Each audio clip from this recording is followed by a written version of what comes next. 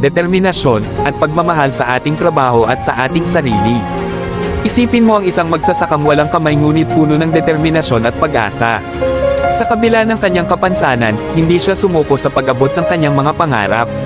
Sa bawat araw na ginugol niya sa sakahan, ipinakita niya sa mundo na ang kanyang kahinaan ay hindi hadlang upang marating ang tagumpay. Kaya't kung may mga pagsubok man na dulot ng panghihina ng loob, tandaan na ang tunay na lakas at tagumpay ay matatagpuan sa loob ng ating sarili.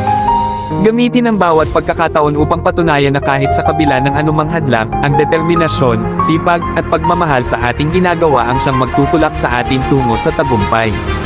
Kaya't huwag mawala ng pag-asa at palaging tandaan ang kwento ng magsasakang walang kamay na sa kabila ng kanyang kapansanan, ay patuloy na nagsusumikap at nagtatagumpay.